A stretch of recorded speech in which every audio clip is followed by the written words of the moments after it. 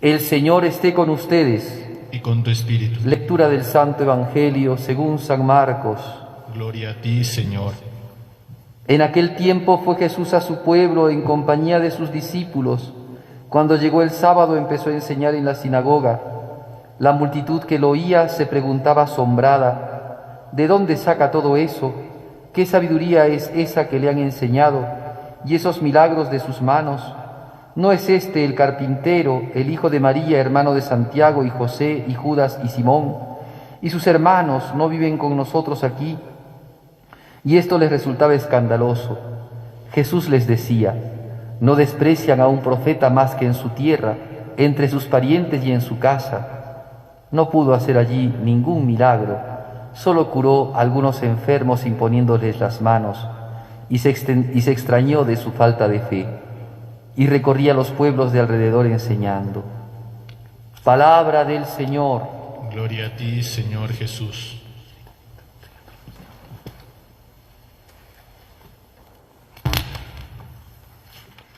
Queridos hermanos, este texto que acabamos de escuchar del Evangelio de San Marcos nos ayuda a entender mucho acerca de la vida de Cristo. La primera cosa que yo quería hacer era ponerlos en el contexto, ¿no? Cristo había estado en Cafarnaúm, hemos escuchado los textos de la semana pasada. En Cafarnaúm, llegando, dice, a la playa, ¿no? Porque llegó en barca, lo recibió mucha gente y estaba también entre ellos este hombre que era archisinagogo, es decir, Jairo, que era un hombre dedicado a la sinagoga, uno de los encargados, el más representativo tal vez de la sinagoga, que se le había enfermado su hijita y que le pedía que vaya a la casa. En ese contexto se da la resurrección de la hija de Jairo y también la curación de la hemorroísa, lo hemos escuchado la semana pasada. Después de esto, San Marcos escribe, después de esto, Cristo fue a su tierra. Es el texto que acabamos de escuchar. Entonces, ¿qué precedía a Jesucristo? Lo precedía primero una fama no solamente de rabino, de maestro, sino también una fama de hombre que hace milagros, pero no cualquier milagro, sino milagros portentosos. Porque no era solamente que había curado a un enfermo, sino había resucitado una niña. Contigo, niña, hablo, levántate, talita cum, ¿no? Como dice el texto de San Marcos. Entonces fue con esa fama, digámoslo así, a su tierra. Nazaret, que fue el lugar donde Jesús vivió, recordemos que Jesucristo nace en Belén, tiene que huir a Egipto con su familia. No sabemos cuánto tiempo pasó en Egipto, pero algunos dicen que puede haber sido solamente algunos meses, otros dicen que puede haber sido unos pocos años. Pero el hecho es que Jesucristo vuelve a Tierra Santa a la muerte de Herodes y no se quedan en Judea, que al parecer era el pensamiento de San José, porque dice tal cual el Evangelio, viendo que Arquelao estaba gobernando Judea, fueron directamente a Galilea y se quedaron en Nazaret. Por eso Jesús será llamado después el Nazareno, ¿no? Y esto era una manera de hablar de Jesucristo de manera peyorativa, porque de Nazaret y de Galilea no salían profetas. Las profecías decían que el profeta de Dios iba a salir de Belén, no de Galilea. Pues bien, recorre Jesucristo ya varios poblados, como decíamos, lo precede esta fama de profeta, de maestro de Israel, y también esta fama de hacer milagros, y llega a su tierra. Y en su tierra no cuenta San Marcos, San Lucas sí cuenta qué cosa hizo. Sacó el libro de Isaías, desplegó el rollo y empezó a leer lo que dice: el Espíritu del Señor está sobre mí porque me ha ungido, y bueno, todo el texto de Isaías que habla del profeta de Dios, y dice Jesús: hoy día se cumplen estas escrituras. San Marcos no pone esto, sencillamente pone de que llegó a su tierra, empezó a predicar en la sinagoga y la gente quedó asombrada. Dos adjetivos utiliza. La gente quedó asombrada y segundo, se escandalizó. ¿Por qué se quedó asombrada? Porque claro, decían, ¿de dónde saca su ciencia, su sabiduría? Segundo, sus manos, ¿de dónde sacan los milagros que hace? Y entonces, no es solamente la pregunta, ¿no?, admirativa, la pregunta de cómo ha sucedido esto y la admiración de que algo pueda suceder con un hombre así, sino también está la respuesta que ellos tenían. ¿No es este el carpintero? Y aquí es importante los detalles, porque en los textos paralelos de San Mateo y de San Lucas dice, ¿no es este el hijo del carpintero?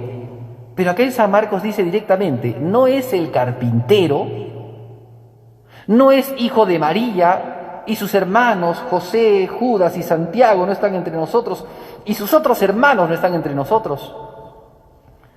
Bien, no veo por conveniente hoy día hablar de los hermanos de Jesús, que cualquier apologista más o menos bueno puede darse cuenta de manera rudimentaria, al menos con la terminología aramea y hebrea. No existen el término primos en la terminología aramea y griega, no existen esas palabras, por tanto se utiliza el término hermano.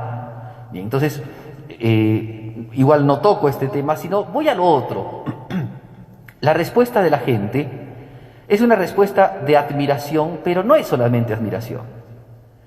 La gente está llena de prejuicios, de a prioris. ¿Quién es este? ¿De quién se las da? Este no es el hijo de José, este no es el carpintero. Y ahora, también es interesante, el término carpintero no es el término propiamente, claro, lo más cercano que tenemos nosotros a este término es carpintero, pero en realidad no es carpintero, es un poquito más, es artesano, carpintero. Tectón es el término griego. ¿Quién era el que hacía oficio de tectón? Es decir, era el que trabajaba principalmente la madera, pero hacía, por ejemplo, herramientas de agricultura, ¿no? Era el que construía, por ejemplo, las cercas perimetrales de las casas, o también los muros perimetrales de las casas, por tanto hacía también de albañil. Era el que construía también una casa, y el que le ponía la puerta, el que hacía ciertos utensilios. Entonces era un poco el mil oficios. Ese era el artesano, el que hace con sus manos, ¿no? Por eso, ¿de dónde salen estos milagros de sus manos? Miren ustedes, es interesante por eso entender el texto. No es este el artesano, o sea, este hombre dedicado a las cosas rudas, rudimentarias, al trabajo manual, sus manos que están acostumbradas al trabajo manual, ¿de dónde sacan los milagros que hace? Ya, ahí está el prejuicio. Ahí está el prejuicio. Pero voy a hablar del prejuicio en el tercer momento de esta predicación. Primer tema, entonces, Cristo que viene a los suyos y que, llegando a los suyos, ¿no?, nos deja ver varias cosas que son muy importantes, ¿eh? En el Evangelio de Jesús no se da puntada sin hilo. Hay ciertos pensamientos que hoy día pululan entre algunos católicos con poca formación o con mucha deformación, que generan algún tipo de movimientos antiquísimos, pero que se van vistiendo con ropajes modernos, como es, por ejemplo, el gnosticismo, que dicen que Jesucristo aprendió sus ciencias en el Oriente Extremo. O sea, que Jesucristo se fue a la India y aprendió de los grandes brahmanes, ¿no?, la ciencia que tenía, y por eso volvió, y por eso sabía una ciencia totalmente distinta y pasaba por encima de los rabinos judíos porque había obtenido una ciencia oriental. No hay nada más lejos de la realidad, porque primero, que la ciencia de Jesucristo no tiene nada que ver con la ciencia brahmánica hindú, no tienen nada que ver. O sea, basta que uno se ponga a ver un poquito qué cosas predicaba Jesucristo y qué cosas predican los brahmanes hindúes para que se den cuenta de que no tienen absolutamente nada que ver. Segunda cosa, este texto nos hace ver claramente que Jesús trabajó y era conocido como el carpintero. No era entonces Jesucristo el turista que se había ido, ¿no?, a peregrinar por otros rumbos y a conocer otras culturas para traer esas culturas a la tierra de Israel, sino que era el hombre sencillo que trabajó en la casa de su padre y de su madre en Nazaret como carpintero durante 30 años. Eso es lo que nos dejan ver estos textos. ¿Por qué la gente se asombra? Claro, si Jesucristo hubiera trabajado en otros lugares, si hubiera aprendido otras ciencias en otros lugares, si hubieran sabido que Jesús tenía el pasaporte lleno de sellos, ¿no?, fronterizos, que lo hicieron pasar por aquí y por allá, entonces dirían, Claro, esto lo aprendió, qué sé yo, en Babilonia. Esto lo aprendió en Alejandría de Egipto. Esto lo aprendió, no sé, en Roma. Esto lo aprendió en la India. No, pero la gente no dice eso. La gente de manera muy sencilla dicen, ¿de dónde saca esta ciencia si este es el carpintero? Si este es el artesano. Entonces, primer elemento que tenemos que considerar aquí, Jesús se abajó tanto, por eso es que son tan nítidas para nosotros las palabras del himno de la kénosis de San Pablo en la carta a los Filipenses, en donde dice Jesucristo, siendo de categoría divina, siendo Dios, no hizo alarde de su categoría. O sea, no se manifestó refulgente, lleno de luces, ¿no? Sino que al contrario, se anonadó, se hizo nada. Entonces, esto que nos dicen los textos es que Jesucristo, siendo el carpintero de Nazaret, no vivía haciendo milagros, no vivía haciendo cosas extraordinarias, no se mostraba, pasaba inadvertido. Eso quiere decir. Y entonces ustedes consideren, porque algún exégeta, por ejemplo, el padre Barclay, cuando hace una interpretación de esto, dice, ¿cómo debemos de entender a nuestro Señor, que siendo el Salvador del mundo y teniendo el fuego que Él dice que tenía y que cuánto deseaba que ardiera, sin embargo, 30 años de su vida los pasó de manera inadvertida, de manera invisible, podríamos decir así, en este pueblito de Nazaret? 30 años de su vida, enseñando con esos 30 años, más que con palabras, con su ejemplo. ¿Y qué enseñaba con su ejemplo? Humildad. No deseos de vanagloria, no deseos de expectación, ¿no? De que la gente quede en expectación de él. Cuando se dice de Juan Bautista, la gente se preguntaba, ¿qué será de este niño? Porque Dios estaba con él. Ni siquiera eso se dice de Jesucristo. San José y la Virgen callaron mucho, guardaron muy bien el secreto de Jesús. Estaba perseguido, recuerden, perseguido por Herodes. No podían decir mucho. ¿Por qué se tardaron tanto en ir al censo? No contaron seguramente las cosas. Podrían haberse armado chismes y demás en el pueblito de Nazaret, pero ellos no contaron nada. ¿Habrán contado que fueron a Egipto? Pues no lo sabemos. Pero ciertamente no contaron que el niño estaba perseguido, porque si no eso hubiera dado pie a chismes y demás cosas. Pasó inadvertido. Pasó totalmente como si fuera alguien más, realmente, como si fuera uno más, como dicen los filipenses. Tomó condición de esclavo, que era la condición que teníamos todo ser humano por tener pecado, y pasó por uno de tantos, dice San Pablo. Qué increíble encontrar al Dios Todopoderoso que no se agrandó jamás, que no se ensalzó a sí mismo jamás, sino que por el contrario se anonadó, se abajó, se humilló tanto que se hizo el carpintero, al punto tal de que la gente no decía de él, ¿cuánto sabe? ¿No? Aquello que sucedió a los 12 años en el templo, en donde los sacerdotes quedaban admirados por las preguntas y las respuestas de Jesucristo, eso nadie más lo supo que sus padres. Y nosotros lo sabemos porque seguramente que eso San Lucas se lo informó de la Virgen María después de la resurrección de Jesucristo. Pero no sabía la gente esto. Por eso era el carpintero. Esa sabiduría, ¿de dónde viene? La sabiduría la tenía siempre.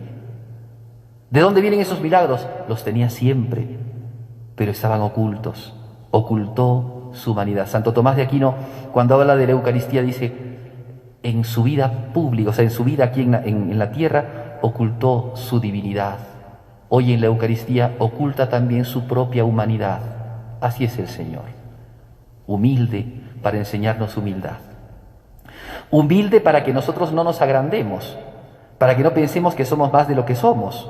Muchos hoy día, más en esta cultura de la exteriorización, esta cultura sin vida interior, en donde todos estamos expuestos y nos exponemos, foto aquí, foto allá, video aquí, video allá, y mostramos nuestras intimidades del cuerpo y hasta queremos mostrar las intimidades del alma.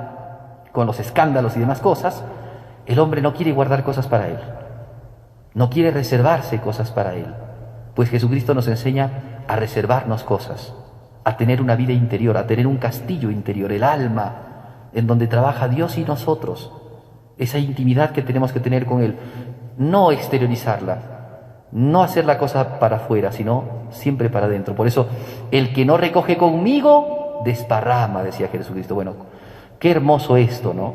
Qué hermoso esto, enseñarnos la verdadera vida interior, la verdadera vida espiritual, que no consiste en sacar para afuera las cosas, sino consiste más bien en guardarlas, como María, que guardaba todas esas cosas en su interior. Bueno, al menos un primer elemento como para tomar en cuenta, este Señor, ¿no? Y bueno, y termino con esto además. El carpintero era llamado por los hombres de Nazaret, por los nazaretanos, o los nazarenos, como dicen algunos.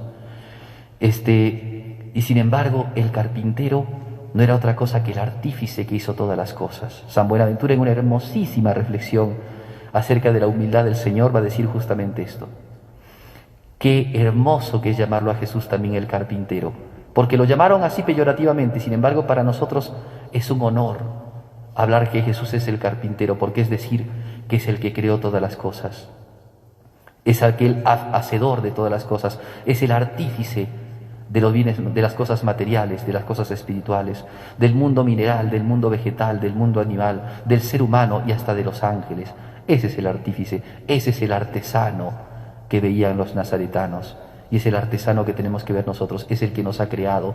Somos nosotros, ¿no?, la alfara y Él es el alfarero, somos la vasija y Él es el hacedor. Bien, ¿cuánto más hermoso podemos hablar de esto? Listo, primer punto. Segundo punto, que me parece también muy interesante, es considerar esto que Jesucristo también manifiesta cuando llega a Nazaret, que es, claro, había pasado invisible, había pasado como el carpintero, y ahora llega con un montón de fama y de milagros. Y quiere mostrar Jesucristo en su tierra que Él es un profeta, porque Él dice, en las frases con las cuales sentencia a su pueblo, dice, solamente desprecian en su tierra y en su casa a los profetas. Acá Jesucristo está tomando entonces la cualidad de profeta. Jesucristo es sacerdote, profeta y rey. Y acá Jesucristo está hablando a su tierra como profeta y está profetizando y está diciendo una cosa que es muy clara, pero que se va a basar, y ese es el tercer punto, se va a basar en una cosa también importante. ¿Por qué Jesucristo dice? No es un prejuicio tampoco de Jesucristo, el decir ningún profeta es bien recibido en su tierra. Hay algo que lo hace decir esto a Jesucristo. Si Él es el Señor bondadoso de todas las cosas, ¿por qué va a decir una cosa peyorativa de su propio lugar, donde vivió 30 años? ¿A cuánta gente habría conocido allí? ¿A cuánta gente Jesús habría amado entrañablemente allí? ¿Cuántos parientes tendría? ¿Cuántos vecinos tendría? ¿A cuánta gente habría ayudado a Jesús allí como el carpintero, como el hijo del carpintero? Sin embargo, Jesucristo dio una sentencia profética, pero esa sentencia profética está acompañada de otro elemento, y es el tercer punto y último que voy a tratar. Jesucristo dice esto porque Él mira el corazón de los hombres. Ahora, es algo histórico también, es importante decirlo, es algo histórico, porque así trataron a Elías. En su tierra lo maltrataron. Ahab, nosotros estamos viendo en este tiempo la devoción del Santo Escapulario, y tenemos que recurrir a la Sagrada Escritura, y nos encontramos con Elías, el más grande de todos los profetas, que sufrió persecución de su pueblo. Se tuvo que escapar a Sarepta, a la región de Sidón, a un mundo pagano, para ser alimentado por una viuda, porque el rey de Israel lo andaba buscando para matarlo, y la esposa cananea del rey de Israel lo odiaba con todo su corazón. A Jeremías le pasó una cosa parecida. A Isaías también. No hubo profeta. Los profetas hablaban de Dios y a la gente no le gusta cuando Dios le dice cosas, porque la gente está llena de soberbias. Este es el tema, y este es el tercer punto. ¿Qué hace que la gente entre en bloqueo con Jesús? ¿Por qué la gente que vio a Jesucristo y que tanto atendió y que seguramente tanto querían, y tal vez la gente también estimaba a Jesucristo, por supuesto, porque alguien que es bueno se hace querer siempre, ¿por qué ahora la gente empieza a decir, ¿este quién es? Si este es el carpintero y es el hijo de María, y sus hermanos, Judas, Simón, Santiago, José, no están entre nosotros, y sus hermanas y sus hermanos no están aquí con nosotros, ¿de qué se las da? Eso es lo que quisieron decir. ¿De qué se las da? ¿Quién se ha creído que es? El texto entonces nos lleva a considerar de que Jesús es profeta, y como todo profeta no es considerado porque aquellos que ven al profeta lo consideran no como profeta, sino como uno más. Porque han convivido con él, porque les ha hecho reparaciones, porque les ha hecho tal cosa, entonces, ¿cómo considerar que él puede tener algo más que ellos? ¿Cómo va a ser él más que ellos? Si es el carpintero, más bien él es inferior a ellos, porque él estaba continuamente al servicio de los demás. ¿Cómo va a pensarse que él está por encima de ellos? Entonces, ese es el tema. ¿Cuál era el prejuicio? Era un prejuicio que estaba anidado en el corazón de los nazarenos a consecuencia de la soberbia que tenían en el alma. Tenían soberbia en el alma. Eso es lo que podemos colegir. No hace falta, no es que nos estamos pasando de revoluciones con esto, eso es lógico. Porque claro, al escuchar la frase, este carpintero, ¿qué lo vamos a escuchar? ¿No? Es como decir, ¿no? ¿De qué se las da de doctor si este es el carpintero? ¿De qué se las da de maestro si este es el que me arregla la cuja? ¿No? ¿De qué se las da aquel que me ha hecho la cuchara? ¿De qué se las da ahora de gran maestro? Eso es lo que quisieron decir. Entonces, es como cuando, ¿no?, las personas ven surgir a alguien y dicen, mira, ¿no? Mire de dónde ha salido este. ¿Qué hay en el fondo? Soberbia en el corazón. San Agustín, en un sermón que da a los catecúmenos, precioso sermón que da a los catecúmenos, hablando de un texto de San Pablo, dice lo siguiente: tened cuidado, vosotros que vais a empezar a ser hijos de Dios por la gracia, tened cuidado de la soberbia que engendra dos hijas, el odio y la envidia. En realidad son al revés, la envidia y el odio. La soberbia hace que uno, digamos, como definición, digámoslo así, es aquel vicio, aquel pecado que hace que uno se considere a sí mismo más de lo que es. Esa es la soberbia, ¿ya? Es la desmesurada consideración de sus propias cualidades, de lo que uno es, de lo que uno es. Y soberbia tenemos todos, porque cuando hacemos una cosa bien solemos agrandarnos mucho y va creciendo nuestra soberbia. Pero ¿qué pasa? La soberbia en el orden social, cuando descubre a alguien que es un poquito igual o un poquito mejor que uno, empieza a dolerse, porque uno empieza a ver de que uno no es tan como uno lo piensa. Hay otros que también lo son, y tal vez son mejores, ¿no? Alguna vez me dijeron como broma, ¿no? Cuando tú pienses que ya has hecho una cosa súper bien, acuérdate que va a haber siempre un chinito que la va a hacer mejor, ¿no? Bueno, la soberbia.